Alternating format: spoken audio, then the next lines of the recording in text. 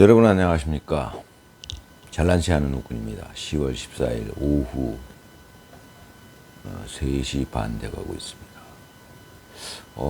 아주 대단한 영상이 올라왔습니다. 제 개인적으로는 헌재에서 윤석열 대통령 탄핵 인용 판결이 나왔는데, 예, 그때 인용의 탄핵 인용의 근거로 됐던 판결이 판결문에 나와 있던 내용이 그런 거였대네요. 헌법상에 명시된 절차인 국무회의를, 정족수를 갖춘 국무회의를, 실질적인 국무회의가 열리지 않았다. 이제 이거를 근거로 들어서 윤석열 대통령을 그러니까 탄핵 인용을 했다는 거죠. 그건 좀 내란 얘기하고는 다른 거죠. 이 무식한 uk군이 보기에도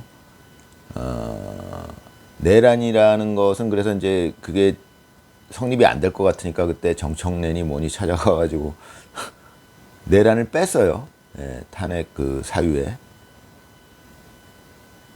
대통령이 탄핵 사유에서 내란을 빼고서 뭘로 대통령을 탄핵할 수 있다는 거죠. 아무튼 그랬었죠. 근데 저는 이제 그 불합리한 과정을 쭉 봐왔었는데, 그런 구체적인 부분까지는 제가 모르고 있었는데, 이번에 이제 젊은 해준 TV에서 젊은이가, 제가 말씀드리는 123 계엄 때문에 저처럼 이제 정치에 대해서 알게 된 그런 젊은이 중에 하나죠. 해준 TV. 그래서 그 젊은이가 제가 알기로는 123 계엄 이후에 해준 TV라는 유튜브 채널을 만들어 가지고 활동을 하고 있는데, 뭐 저와는 차원이 다르게 아주 잘 만들죠. 뭐 효과도 좋고. 아무튼 젊은이니까요. 능력 있는 젊은이니까. 이제 그런 젊은이들이 지금 굉장히 많이 생겨났어요. 그게 엄청난 힘입니다. 지금 우리 애국 우파한테는. 윤석열, 윤호겐 운동을 하는 아주 똑똑하고 유능한 젊은이들이 많이 대거 참여를 하기 시작했다는 거죠. 엄청난 힘입니다. 제가 보기에는. 이제 해준 TV에서 올라온 내용을 보니까 그런 얘기가 있네요. 지금 한덕수 총리 내란 가담 그 부분에 대해서 특검하고 있나 본데, 제가 얼핏 듣기에 그런 말이 있다는데, 좌파는 자충수로 망한다 뭐 그런 얘기가 있다네요. 근데 그거 한덕수 총리를 특검하다가 그 영상이 어떻게 유출된 것 같아요. 그러니까 이제 지금 난리가 더 난 거죠. 그러면 그게 자충수죠, 자충수. 한덕수 총리를 또 몰아붙이다가 참, 참 누가 그런 얘기를 했는지, 그런 것들을 생각하고서 그 얘기를 만들어냈는지 대단합니다. 뭐 우파는 뭐라 그러죠? 배신 때문에 망하고, 좌파는 자충수로 망한다. 뭐 이런. 그러니까 우파는 내부 분열로 망하고 뭐 그런 얘기가 있다네요. 아무튼 묘하게 들어맞습니다. 지금 자충수죠. 한덕수 조사하다가 무리하게 특검하다가 그런 부분들이 흘러나온 거예요. CCTV가 확실하게 찍혀 있더라고요. 물론 이제 자기들이 유리하게 편집해갖고 특검에서 법원에 제출하고 뭐 그랬던 모양인데, 이제 그 논리가 무너지는 거죠. 그러니까 사실은 윤석열 대통령을 파면시킬 만한, 헌재에서 인용을 할 만한 아무런 근거가 없었어요. 제가 쭉 보기에도, 무식한 사람이 보기에도. 뭐 헌법은 계엄에 관해서는, 계엄은 헌법에 보장된 대통령의 권한인데다가 뭐 내란이, 만약에 내란죄를 그때 뺐으니까 내란을 적용시키지 않는다면 어떤 명목으로 도대체 대통령을 파면시키겠다는 겁니까? 저는 그 부분을 모르고 있었는데, 그게 그거였네요. 그러니까 헌법상에 명시된 절차인 정족수를 채운 국무회의가 실질적으로 열리지 않았다. 그냥 무슨 간담회 형식으로 열렸다. 참, 비상계엄이라는 게 위급한 상황에서 그러면 간담회 형식으로 열린다는 게 말이 됩니까? 그러면 그렇게 약소하게 열릴 수도 있는 거죠. 아무튼 그렇게 100번 양보하더라도 이번에 유출된 영상을 보니까 그 국무회의의 격식을 제대로 다 갖추고 있는 모양새네요. 보니까 그 영상을 유출된 그 지금 세상이 그래가지고 그게 CCTV에 다 찍혀 있으니까 뭐 이렇다 뭐 말을 반박을 할 수가 없어요. 정확하게 그 국방부 장관 김영용 국방부 장관이 이렇게 CCTV에서 정족수를 확인하는 그 동작까지 다 찍혀 있으니까요. 예. 그거 그렇게까지 했는데 그걸 갖다가 그냥 간담회 형식이었다 뭐 이렇게 얘기할 수는 없는 거 아닙니까? 국무회의라는 게. 예. 그 헌법재판소에서 그때 정말 군색한 이유를 대가지고 그런 도대체 어떤 이유를 찾을 수가 없으니까 대통령을 파면시킬 만한 어떤 이유도 사실은 없는 겁니다. 왜냐하면은 계엄이라는 거는 헌법에 명시된 대통령의 고유 권한인데요. 판단도 계엄할 상황이냐 아니냐라는 것을 판단하는 것조차 대통령한테 맡긴다. 뭐 이런 식으로 명시되어 있는 그런 계엄 발동권을 두고서 그걸 갖고서 이제 파면을 시키려니 그 말도 안 되는 거기서 또 찾아냈네요. 지금 생각해 보니까 그러면 찾아내다 도대체 어떤 이유를 대야 되느냐 이유가 없잖아요. 아무리 돼도. 근데 거기서 또 기가 막히게 또 재판관들이 머리가 좋긴 좋네요. 그걸 찾아냈어요.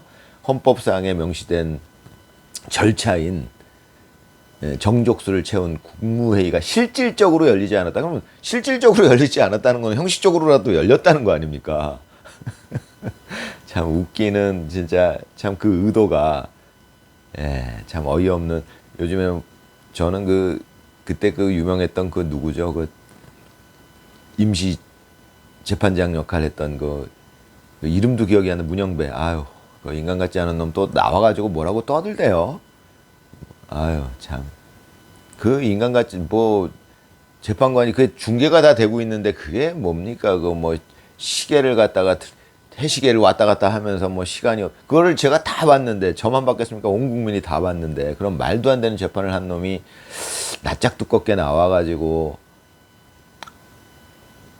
뭐라고 또 요즘에 떠들고 있더라고요. 참, 저는 이제, 문영배 그거 얼굴만 쳐다보고서도 그냥 화가 치밀어 오릅니다. 예, 아무튼, 참 지금 그래서 이제 그게, 과연 그것이 이슈가 될 것이냐, 그냥 뭐, 옛날에 지나간 일로 덮일 것이냐, 묻혀버릴 것이냐, 모를 일이죠. 어떻게 될지 모릅니다. 이게 굉장히 그 이슈가 커져가지고, 지금 그 해준 TV 이제 그 친구는 자기 영상에서 그런 얘기를 하죠. 윤석열 대통령 바로 복귀하셔야 되는 거 아니냐. 아, 저도 그렇게 바라죠.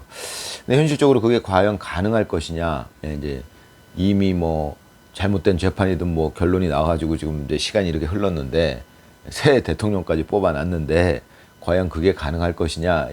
현실적으로는 사실 좀 쉽지 않은 일이겠죠. 현실이라는 게 그렇지 않으니까. 하지만 또 전혀 가능성이 없다라고도 얘기할 수 없는 게 세상사죠. 이 uk군이 살아보니까 정말 예측을 못했는데 정말 희한한 쪽으로 일이 흘러가가지고 그렇게 될 수도 있다는 겁니다. 이 현실은. 제가 살아본 결과 그래요. 무슨 일이 어떻게 일어날지 모르는 거니까요. 우리가 예측하지 못한 일이 어떤 일이 발생을 하면서 또 정말 기적과도 같이 윤석열 대통령이 정말 대통령으로 복귀하는 상황이 올 수도 있어요. 물론 희박하겠지만 세상 일은 모르는 거니까. 그러면 만에 하나 윤석열 대통령이 복귀한다면 정말 재밌어지겠죠.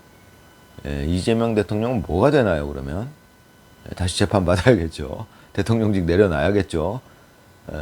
사실은 그게 어떻게 보면 맞는 거죠. 지금 현실적으로 그 절차가 어떻게 될지를 몰라서 그렇지, 우리가 합리적으로 생각해 보면은, 파면이 잘못됐다. 대통령 파면이 잘못됐다. 그럼 복귀해야죠.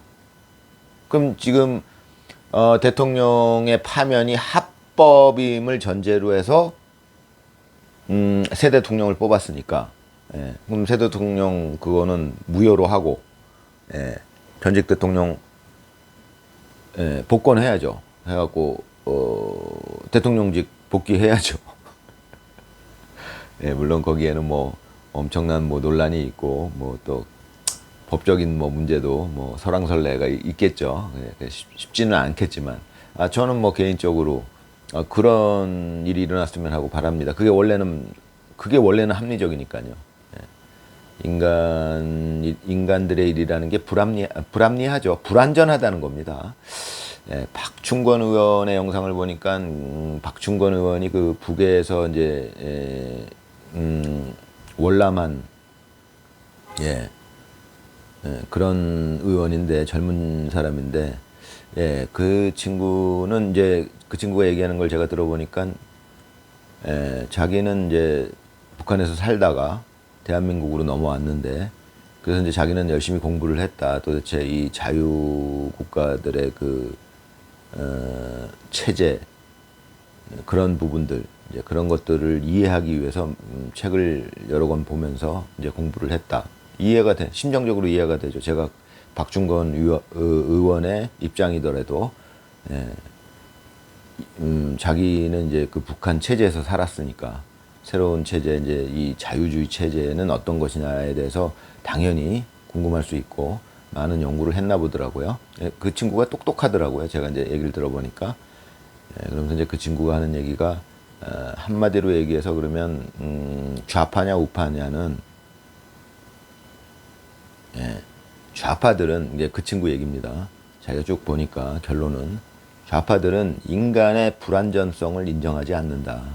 그러니까 이상주의적으로 될 수 있다라고 생각하면서 모든 사람들의 부를 균등하게 나누고 뭐 중앙에서 통제하겠다 이런 식으로 얘기를 한다니 참 웃기는 얘기죠. 현실 감각이 전혀 없다는 뜻입니다. 제가 보기에는 그게 같은 말이겠죠. 박중건 의원이 제가 보기에는 아주 정확한 부분을 집어낸 거예요. 그러니까 인간의 불완전함을 인정해서 삼권 분립도 성립이 되는 것이다. 맞는 얘기죠. 인간이 완전하다면 권력자들 자체가 완벽하기 때문에 부패도 있을 수 없고 약자들을 위한 정치 일어날 수 있고 당연히 정치에 있어서 부패는 없죠. 사실은 더 완전한 세상이라면 유토피아라면 정치 자체가 없을 수도 있습니다. 이제 그건 이제 복잡한 얘기니까 어찌됐건 삼권 분립에 대해서 생각을 해볼 때 그 기본적인 이념 자체가 인간은 불완전함을 인정하는 것이다. 그렇기 때문에 서로 견제를 해라라고 삼권을 분립시켜 놓은 것이다. 왜? 권력은 썩게 돼 있으니까. 인간이 불완전하니까 썩는다는 겁니다. 권력이. 인간이 완전하다면 썩지를 않죠. 그런 것들을 박중건 의원이 그 젊은 나이에 다 파악을 했더라고요. 참 똑똑한 젊은이인 것 같고요. 박중건 의원은 제가 보기에는 제가 뭐 이제 나이를 먹다 보니까 제가 관상쟁이는 아니지만 그래도 어느 정도 관상은 좀 볼 수 있을 것 같습니다. 이제 박중건 의원이 관상이 괜찮은 것 같아요. 제가 보기엔. 제가 보는 관상은 뭐 그 사람이 뭐 어떻게 된다 그런 게 아니라 정직하냐, 바른 사람이냐, 과연 권력의 옆에서도 권력에 물들어서 변할 사람이냐 안 할 사람이냐 이런 것들을 판단해야 된다는 것이죠. 권력 옆에 가면은 선량하던 사람도 전부 그냥 마무리 된다 그러죠. 그 권력의 그 이상한 권력이 가진 그 이상한 기운에 휩싸여서 결국은 자기 욕심만 챙기다가 그 백성들에게 피해를 주고 뭐 그런 현상이 벌어지게 되는 거죠. 근데 이제 그런 부분에 대해서 어느 정도 내성을 갖춘 사람들이 이제 정치를 해야 되는 것이고요. 권력에 대해서 그런 권력이 가진 그 마성, 그런 거에 대한 내성을 가진 사람들이 정치를 해야 되죠. 애시당초 또 심지가 곱고 심성이 바른 사람들이 해야 되는 거죠. 제가 늘 말씀드리지만 제가 10개월 넘게 이제 지켜봐온 바로는 지금 우리나라 정치판은 이제 고위 관료나 이 국회의원들은 한 80% 정도가 거의 범죄자들이에요. 그러니까 권력욕에 아예 마성에 취해가지고 이 인간성을 상실한 자들이에요. 그러니까 아무렇지도 않게 거짓말을 하고 양심의 가책은 전혀 받는 느낌이 없어요. 제가 보기엔. 지금까지 쭉 봐온 정치인들, 저 민주당 정치인들은 99%고요. 국민의힘에서도 상당수가 제가 보기에는 그런 부류의 정치인이라고 보여집니다. 지금. 그러니까 한동훈이도 마찬가지고 권력욕에 눈이 멀어가지고 지금 뭐 거의 인간성을 상실해가지고 거짓말을 밥 먹듯이 합니다. 아무렇지도 않게요. 그게 당연한 건 줄 알아요. 자기들끼리 늙어. 야, 너도 그러고 나도 그러는데 우리 이 바닥 다 그런 거 아니야? 뭐 이런 분위기예요. 제가 보니까. 그런 분위기는 이제 그렇지만 이 희망고문 전문가가 늘 말씀드리는 거는 그렇지만 지금까지 그랬다는 거죠. 그럼 뭐가 바뀌었느냐? 윤석열 대통령이 1, 2, 3기염 하는 바람에 저 같은 사람은 나이가 먹어서 별 쓸모가 없지만 어찌됐건 저도 계엄 덕분에 알게 된 거예요. 그전에 전혀 몰랐어요. 저는 그전에는 그 정치판에 있는 인물들을 하나도 구별을 못했습니다. 뭐 영상 보면은 뭐 서로 큰 소리 치고 있고 누가 뭐 잘난 놈인지 못난 놈인지 아니면 잘나고 못나고는 저한테는 중요한 게 아니고 제대로 정신이 박힌 놈인지 아니면은 지욕심만 차리는 놈인지 저는 그게 중요했죠. 저는 그것만 봤어요. 그런데 구분이 안 되더라고요. 그때는 이제 관심이 없고 이제 그걸 알려면 진짜 깊이 들어가 봐야 되는데 그래서 이제 제가 1.23 계엄 이후에 쭉 관심을 가지고 보다 보니까 이제 지금은 저는 이제 거의 대부분 구분이 됩니다. 아직도 구분이 안 되는 사람이 좀 있어요. 잘 모르겠는데 쟤는 뭐 그런 느낌이 있지만 대부분은 구분이 됩니다. 제가 지금 봐온 바로는 뭐 이재명 정권에서 이재명 그 정권 밑에서 부역하는 자들은 뭐 거의 저는 말할 것도 없다라고 보고요. 그 다음에 이제 국회의원들 중에서 뭐 박찬대, 저는 예전에 박찬대가 누군지도 몰랐어요. 박찬대, 정청래, 뭐 지금 추미애는 누군지 알고 있었지만 저렇게 이상한 여자인지 몰랐습니다. 저 완전히 그냥 뭐 권력에 눈이면 미친 창녀 같은 여자 그런 느낌이에요. 미친 여자 같아요. 그냥 추미애는 지금 느낌이 제정신이 아닌 여자입니다. 저 여자는. 그 다음에 뭐 서영교 다 마찬가지고요. 뭐 하여튼 민주당의 여성 의원들 거의 다 똑같고요. 남자 의원들도 뭐 김병준이 뭐니 제가 새롭게 알게 됐는데 예전에는 몰랐지만 야 이건 뭐 인간 같지 않은 진짜 쓰레기들입니다. 정말. 쓰레기는 그나마 치우면 되죠. 이 자들은 위험한 자들이죠. 국민 위해서 거짓말을 자꾸 치니까요. 거짓말을 자꾸 치니까 국민들이 자꾸 속는다는 거죠. 그러니까 자기들이 착하고 애국자라고 자꾸 거짓말을 한다. 이게 문제라는 거죠. 늘 말씀드리지만 우리 국민은 이제 하루빨리 그들의 거짓말을 구분해낼 수 있는 눈을 가져야죠. 그 눈을 가지려면 사실은 뭐 지적인 영역이기도 하지만 어느 정도는 이제 마음 공부를 좀 해야겠죠. 사람의 예를 들어서 이제 사람이 권력욕에 눈이 어두워진다, 그러니까 마성에 물든다, 이런 것들은 마음에 관련된 얘기입니다. 마음이 욕심에 가득 차면 이성을 마비시킨다는 얘기잖아요. 그러니까 이제 그런 부분을 우리 국민들이 이해를 해 나가야 된다. 그러니까 의식이 높아진다는 것은 지적인 영역에서만 얘기가 될 수는 없다. 지적 능력이 좋아진다는 것이 의식이 높아진다는 것은 아니다. 오히려 그것보다는 마음과 더 연관이 되어 있는 게 아니냐. 그러니까 마음에 대한 이해. 불가에서는 그 마음에 대한 공부를 중요하게 생각하죠. 불가에서는. 그러니까 마음 공부라는 말이 있을 정도고요. 근데 불가에서는 그 지식을 그렇게 높게 평가하지는 않죠. 뭐 일자무식쟁이라도 한순간에 깨달음을 얻을 수 있다라고 생각하는 게 불가고요. 우리나라는 어찌됐건 종교의 자유를 보장하는 나라입니다. 그게 대단한 겁니다. 제가 생각할 적에 우리나라는.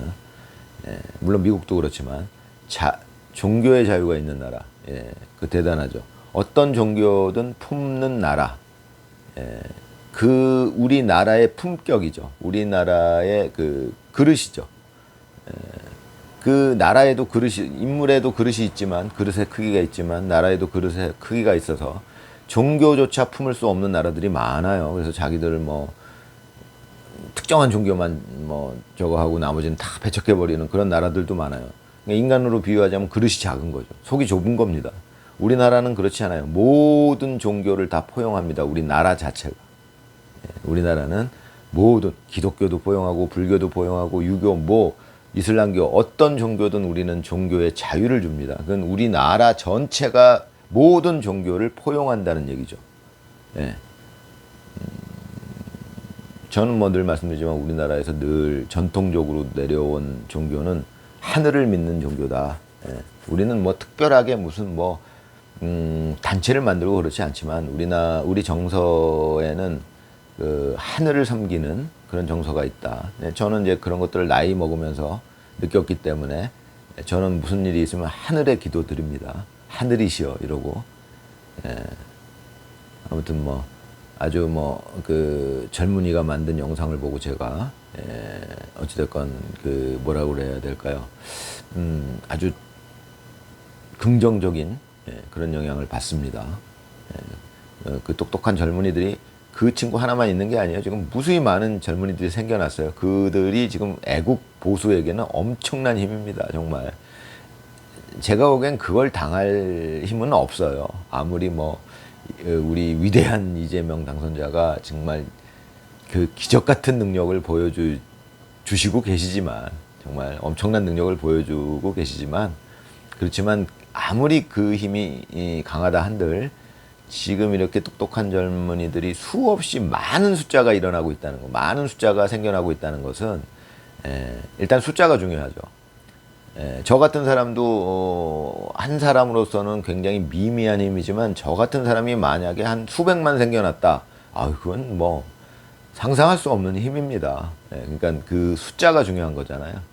특히 지금 현대 사회에서는 아직까지 인류가 그 선을 넘어서지 못했기 때문에 저는 그렇다라고 보고 있습니다.